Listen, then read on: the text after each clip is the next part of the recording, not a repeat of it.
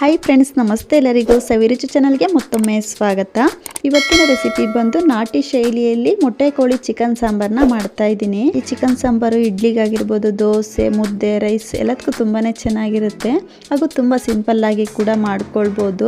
ಖಂಡಿತ ಈ ವಿಧಾನದಲ್ಲಿ ಒಂದ್ಸಲ ಚಿಕನ್ ಸಾಂಬಾರನ್ನ ಟ್ರೈ ಮಾಡಿ ನೋಡಿ. ನೀವು ಯಾವಾಗಲೂ ಇದೇ ರೀತಿ ಚಿಕನ್ ಸಾಂಬಾರನ್ನ ಮಾಡ್ತೀರಾ, ಅಷ್ಟು ಸೂಪರ್ ಆಗಿರುತ್ತೆ. ಈ ಚಿಕನ್ ಸಾಂಬಾರ್ಗೆ ಯಾವುದೇ ರೀತಿಯ ಮಸಾಲೆಯನ್ನು ಹುರ್ಕೊಳ್ದಲ್ಲೇ ತುಂಬ ಸಿಂಪಲ್ ಆಗಿ ಕೂಡ ಮಾಡ್ಕೊಳ್ಬೋದು.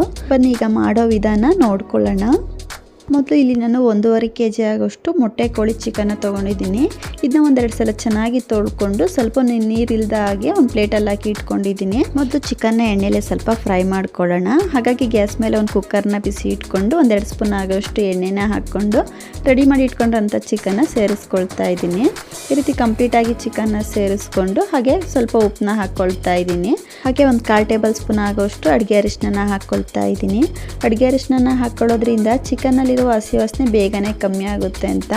ಉಪ್ಪು ಹಾಕೊಂಡು ಫ್ರೈ ಮಾಡ್ಕೊಳ್ಳೋದ್ರಿಂದ ಚಿಕನ್ಗೆ ಉಪ್ಪು ಚೆನ್ನಾಗಿ ಹಿಡಿಯುತ್ತೆ, ಚಿಕನ್ ಬೇಗನೆ ಸಾಫ್ಟ್ ಆಗುತ್ತೆ ಅಂತ. ಸೇರಿಸಿ ಈ ರೀತಿ ಕಂಪ್ಲೀಟಾಗಿ ಮಿಕ್ಸ್ ಮಾಡ್ಕೊಳ್ಳೋಣ. ಈ ರೀತಿ ಕಂಪ್ಲೀಟಾಗಿ ಮಿಕ್ಸ್ ಮಾಡಿಕೊಂಡು ಉಪ್ಪು ಹಾಕಿರೋದ್ರಿಂದ ಚಿಕನ್ನಲ್ಲಿ ಕಂಪ್ಲೀಟಾಗಿ ನೀರು ಬಿಟ್ಕೊಳ್ಳೋವರೆಗೂ ಈ ರೀತಿ ಒಂದು 5 ನಿಮಿಷ ಪ್ಲೇಟ್ ಮುಚ್ಚಿ ಚಿಕನ್ನ ಎಣ್ಣೆಲೆ ಫ್ರೈ ಮಾಡ್ಕೊಳ್ಳೋಣ. ಈ ಚಿಕನ್ ಫ್ರೈ ಆಗೋಷ್ಟರಲ್ಲಿ ಇದಕ್ಕೆ ಮಸಾಲೆನ ರುಬ್ಕೊಳ್ಳೋಣ. ಹಾಗಾಗಿ ಒಂದು ಮಿಕ್ಸಿ ಜಾರ್ಗೆ ನಾನಿಲ್ಲಿ ಒಂದು 3 ಮೀಡಿಯಮ್ ಸೈಜ್ ಈರುಳ್ಳಿನ ಕಟ್ ಮಾಡಿ ಹಾಕ್ಕೊಳ್ತಾ ಇದ್ದೀನಿ. ಹಾಗೆ ಚೆನ್ನಾಗಿ ಹಣ್ಣಾಗಿರುವ 1-2 ಮೀಡಿಯಮ್ ಸೈಜ್ ಟೊಮೊಟೊನ ಸಹ ಈ ರೀತಿ ಕಟ್ ಮಾಡಿ ಹಾಕ್ಕೊಳ್ತಾ ಇದ್ದೀನಿ. ಹಾಗೆ ಒಂದು ಚಿಕ್ಕ ಕಪ್ಪಲ್ಲಿ 1/4 ಕಪ್ ಆಗೋಷ್ಟು ಒಣ ಕೊಬ್ಬರಿನ ಹಾಕ್ಕೊಳ್ತಾ ಇದ್ದೀನಿ. ನೀವು ಇದ್ರ ಬದಲು ಹಸಿ ತೆಂಗಿನಕಾಯಿ ಸಹ ಹಾಕ್ಕೊಳ್ಬೋದು. ನಾನಿಲ್ಲಿ ಈ ರೀತಿ 1/4 ಕಪ್ ಆಗೋಷ್ಟು ಒಣ ಕೊಬ್ಬರಿನ ಹಾಕ್ಕೊಳ್ತಾ ಇದ್ದೀನಿ. ಹಾಗೆ ಒಂದು ಗೆಡ್ಡೆ ಬೆಳ್ಳುಳ್ಳಿ, 1 ಇಂಚ್ ಆಗೋಷ್ಟು ಶುಂಠಿನ ಕಟ್ ಮಾಡಿ ಹಾಕ್ಕೊಳ್ತಾ ಇದ್ದೀನಿ. ಹಾಗೆ 1 ಸ್ಪೂನ್ ಆಗೋಷ್ಟು ಹುರ್ಗಡ್ಲೆನ ಹಾಕ್ಕೊಳ್ತಾ ಇದ್ದೀನಿ. ಹುರ್ಗಡ್ಲೆನ ಹಾಕ್ಕೊಳ್ಳೋದ್ರಿಂದ ಸಾಂಬಾರು ತಿಕ್ಕಾಗಿ ಚೆನ್ನಾಗಿ ಬರುತ್ತೆ ಅಂತ. ಹಾಗೆ ಇದಕ್ಕೆ 1-2 ಪೀಸ್ ಆಗೋಷ್ಟು ಚಕ್ಕೆ, 1-2 ಲವಂಗ, 1-2 ಮೆಣಸು, ಒಂದು ಏಲಕ್ಕಿನ ಹಾಕ್ಕೊಳ್ತಾ ಇದ್ದೀನಿ. ನೀವು ಇದ್ರ ಬದಲು ಗರಂ ಮಸಾಲನೂ ಸಹ ಸೇರಿಸ್ಕೊಳ್ಬೋದು. ಹಾಗೆ ಸ್ವಲ್ಪ ಪುದೀನ ಸೊಪ್ಪನ್ನ ಹಾಕ್ಕೊಳ್ತಾ ಇದ್ದೀನಿ. ಹಾಗೆ ಸ್ವಲ್ಪ ಕೊತ್ತಂಬರಿ ಸೊಪ್ಪನ್ನ ಹಾಕ್ಕೊಳ್ತಾ ಇದ್ದೀನಿ. ಸೇರಿಸ್ಕೊಂಡು ಇದನ್ನ ಸ್ವಲ್ಪ ನುಣ್ಣಗೆ ರುಬ್ಕೊಂಡು ಬರೋಣ.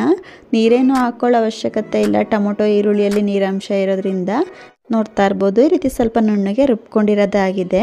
ಈ ರೀತಿ ಮಸಾಲೆನ 1/4 ಭಾಗ ರುಬ್ಕೊಂಡಿದ್ದಾದಮೇಲೆ ಇದಕ್ಕೆ 1-2 ಸ್ಪೂನ್ ಆಗೋಷ್ಟು ಧನಿಯಾ ಪೌಡ್ರನ್ನ ಹಾಕ್ಕೊಳ್ತಾ ಇದ್ದೀನಿ.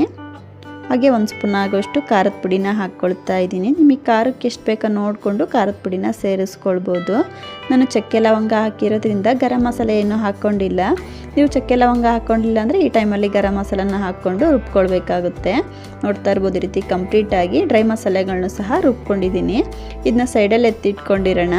ಈಗ ಆವಾಗಲೇ ಫ್ರೈ ಮಾಡೋಕ್ಕಿಟ್ಟಿರೋವಂಥ ಚಿಕನ್ನ ನೋಡ್ತಾ ಇರ್ಬೋದು. ಚಿಕನ್ನು ಕೂಡ ಎಣ್ಣೆಯಲ್ಲಿ ಚೆನ್ನಾಗಿ ಫ್ರೈ ಆಗಿದೆ. ನೋಡ್ತಾ ಇರ್ಬೋದು, ಚಿಕನ್ನಲ್ಲಿರುವ ಎಣ್ಣೆ ಕೂಡ ಕಂಪ್ಲೀಟಾಗಿ ಬಿಟ್ಕೊಳ್ತಾ ಬರ್ತಾ ಇದೆ. ಈ ರೀತಿ ನಾವು ಚಿಕನ್ನ ಎಣ್ಣೆಯಲ್ಲಿ ಚೆನ್ನಾಗಿ ಫ್ರೈ ಮಾಡ್ಕೊಳ್ಬೇಕಾಗುತ್ತೆ. ಈಗ ಇದಕ್ಕೆ ಆವಾಗಲೇ ರುಬ್ಬಿಟ್ಕೊಂಡ್ರಂಥ ಮಸಾಲೆನ ಸೇರಿಸ್ಕೊಳ್ತಾ ಇದ್ದೀನಿ. ಈ ರೀತಿ ಕಂಪ್ಲೀಟಾಗಿ ಮಸಾಲೆನ ಸೇರಿಸ್ಕೊಂಡು ಇದನ್ನ ಒಂದ್ಸಲ ಚೆನ್ನಾಗಿ ಮಿಕ್ಸ್ ಮಾಡ್ಕೊಳ್ತಾ ಮಸಾಲೆನ ಸ್ವಲ್ಪ ಎಣ್ಣೆಯಲ್ಲಿ ಫ್ರೈ ಮಾಡ್ಕೊಳ್ಳೋಣ. ನಾವು ಎಲ್ಲ ಮಸಾಲೆನ ಹಸಿದೇ ಹಾಕ್ಕೊಂಡು ರುಬ್ಕೊಂಡಿರೋದ್ರಿಂದ ಈ ರೀತಿ ಮಸಾಲೆಯಲ್ಲಿರುವ ಹಸಿ ವಾಸನೆ ಹೋಗೋವರೆಗೂ ಎಣ್ಣೆಲೆ ಚೆನ್ನಾಗಿ ಫ್ರೈ ಮಾಡ್ಕೊಳ್ಬೇಕಾಗುತ್ತೆ. ನೋಡ್ತಾ ಇರ್ಬೋದು, ಈ ರೀತಿ ಕಂಪ್ಲೀಟಾಗಿ ಮಿಕ್ಸ್ ಮಾಡಿಕೊಂಡು ಈಗ ಒಂದು ಪ್ಲೇಟ್ ಮುಚ್ಚಿ ಮಸಾಲೆನ 1-2 ನಿಮಿಷ ಎಣ್ಣೆಲೆ ಚೆನ್ನಾಗಿ ಫ್ರೈ ಮಾಡ್ಕೊಳ್ಳೋಣ. ನೀವು ಎಲ್ಲ ಮಸಾಲೆನ ಹುರ್ಕೊಂಡು ಸೇರಿಸ್ಕೊಂಡಿರೋದಾದರೆ ತುಂಬ ಹೊತ್ತು ಫ್ರೈ ಮಾಡ್ಕೊಳ್ಳೋ ಅವಶ್ಯಕತೆ ಇಲ್ಲ. ನಾನು ಈ ರೀತಿ ಎಲ್ಲ ಮಸಾಲೆನ ಹಸಿದೇ ರುಬ್ಕೊಂಡಿರೋದ್ರಿಂದ ಈ ರೀತಿ 1-2 ನಿಮಿಷ ಮಸಾಲೆನ ಚೆನ್ನಾಗಿ ಫ್ರೈ ಮಾಡ್ಕೊಂಡಿದ್ದೀನಿ. ನೋಡ್ತಾ ಇರ್ಬೋದು, ಈ ರೀತಿ ಕಂಪ್ಲೀಟಾಗಿ ಮಸಾಲೆನ ಎಣ್ಣೆಯಲ್ಲಿ ಸ್ವಲ್ಪ ಫ್ರೈ ಮಾಡ್ಕೊಂಡಿದ್ದಾದಮೇಲೆ ಈಗ ಇದಕ್ಕೆ ನೀರನ್ನ ಸೇರಿಸ್ಕೊಳ್ತಾ ಇದ್ದೀನಿ. ಮಸಾಲೆ ರುಬ್ಕೊಂಡ್ರಂಥ ಜಾರ್ಗೆ ಸ್ವಲ್ಪ ನೀರನ್ನ ಹಾಕ್ಕೊಂಡು ಸೇರಿಸ್ತಾ ಇದ್ದೀನಿ. ಹಾಗೆ ಸ್ವಲ್ಪ ಎಕ್ಸ್ಟ್ರಾ ನೀರನ್ನು ಕೂಡ ಹಾಕ್ಕೊಳ್ತಾ ಇದ್ದೀನಿ. ನಿಮಗೆ ಸಾಂಬಾರು ತೆಳುವಾಗಬೇಕೋ ಗಟ್ಟಿಯಾಗಬೇಕೋ ನೋಡಿಕೊಂಡು ನೀರನ್ನ ಸೇರಿಸ್ಕೊಳ್ಬೋದು. ಸೇರಿಸಿ ಈ ರೀತಿ ಕಂಪ್ಲೀಟಾಗಿ ಮಿಕ್ಸ್ ಮಾಡ್ಕೊಳ್ಳೋಣ. ನಾನಿಲ್ಲಿ ಮುದ್ದೆ ರೈಸ್ಗೆ ಮಾಡ್ಕೊಳ್ಳೋದ್ರಿಂದ ಈ ರೀತಿ ಸಾಂಬಾರನ್ನ ಸ್ವಲ್ಪ ತೆಳುವಾಗಿ ಮಾಡ್ಕೊಳ್ತಾ ಇದ್ದೀನಿ. ನೀವು ದೋಸೆ ಚಪಾತಿಗೆ ಮಾಡ್ಕೊಳ್ಳೋದಾದರೆ ಇನ್ನು ಸ್ವಲ್ಪ ಗಟ್ಟಿಯಾಗಿ ಮಾಡ್ಕೊಳ್ಬೋದು. ಹಾಗೆ ರುಚಿಗೆ ತಕ್ಕಷ್ಟು ಉಪ್ಪನ್ನ ಸೇರಿಸ್ಕೊಳ್ತಾ ಇದ್ದೀನಿ. ಹಾಗೆ ಸಣ್ಣದಾಗಿ ಕಟ್ ಮಾಡಿರೋವಂಥ ಸ್ವಲ್ಪ ಕೊತ್ತಂಬರಿ ಸೊಪ್ಪನ್ನ ಸೇರಿಸಿ ಇದನ್ನ ಒಂದ್ಸಲ ಚೆನ್ನಾಗಿ ಮಿಕ್ಸ್ ಮಾಡ್ಕೊಳ್ಳೋಣ. ಸೇರಿಸಿ ರೀತಿ ಕಂಪ್ಲೀಟಾಗಿ ಮಿಕ್ಸ್ ಮಾಡಿಕೊಂಡು ಈಗ ಇದಕ್ಕೆ ಚಿಕನ್ನಲ್ಲಿರುವ ಲಿವರು ಹಾಗೂ ಮೊಟ್ಟೆನ ಸೇರಿಸ್ಕೊಳ್ತಾ ಇದ್ದೀನಿ. ಈ ರೀತಿ ನಾವು ಮೊಟ್ಟೆ ಲಿವರ್ನ ಸೇರಿಸ್ಕೊಂಡು ಮಿಕ್ಸ್ ಮಾಡ್ಕೊಳ್ಳೋಕೆ ಹೋಗಬಾರ್ದು. ಈ ರೀತಿ ಕುಕ್ಕರ್ ಲಿಡ್ನ ಕ್ಲೋಸ್ ಮಾಡಿ ಚಿಕನ್ನ ಬೇಯಿಸ್ಕೊಳ್ಳೋಣ. ನಾನಿಲ್ಲಿ ಒಂದು 5 ವಿಸಿಲ್ ತೆಗೆಸ್ಕೊಳ್ತಾ ಇದ್ದೀನಿ. ನೋಡ್ತಾ ಇರ್ಬೋದು ಈ ರೀತಿ ಒಂದು 5 ವಿಸಿಲ್ ತೆಗೆಸ್ಕೊಂಡಿರೋದಾಗಿದೆ. ಕುಕ್ಕರ್ ವಿಸಿಲ್ ಕೂಡ ಸ್ವಲ್ಪ ಬಿಸಿ ತಣ್ಣಗಾಗಿದೆ. ಕುಕ್ಕರ್ ಓಪನ್ ಮಾಡಿ ನೋಡ್ತಾ ಇರ್ಬೋದು ಸಾಂಬಾರು ಎಷ್ಟು ಚೆನ್ನಾಗಿ ರೆಡಿಯಾಗಿದೆ ಅಂತ. ಯಾವುದೇ ರೀತಿಯ ಮಸಾಲೆಯನ್ನು ಹುರ್ಕೊಳ್ದಲ್ಲೇ ತುಂಬ ಸಿಂಪಲ್ಲಾಗಿ ಕೂಡ ಮಾಡ್ಕೊಳ್ಬೋದು. ಖಂಡಿತ ನೀವು ಕೂಡ ಮನೆಯಲ್ಲಿ ಈ ರೀತಿ ಒಂದ್ಸಲ ಚಿಕನ್ ಸಾಂಬಾರನ್ನ ಟ್ರೈ ಮಾಡಿ ನೋಡಿ. ಇದನ್ನು ನೀವು ಇಡ್ಲಿಗಾಗಿರ್ಬೋದು, ದೋಸೆ ಅಥವಾ ರೈಸು, ಮುದ್ದೆ ಎಲ್ಲದಕ್ಕೂ ತುಂಬಾ ಚೆನ್ನಾಗಿರುತ್ತೆ. ಖಂಡಿತ ಒಂದ್ಸಲ ಟ್ರೈ ಮಾಡಿ ನೋಡಿ. ನೋಡಿದ್ರಲ್ಲ ಫ್ರೆಂಡ್ಸ್, ಇವತ್ತಿನ ನಾಟಿ ಶೈಲಿಯಲ್ಲಿ ಮೊಟ್ಟೆ ಕೋಳಿ ಚಿಕನ್ ಸಾಂಬಾರ್ ರೆಸಿಪಿನ ಯಾವ ರೀತಿ ಮಾಡ್ಕೊಳ್ಳೋದು ಅಂತ.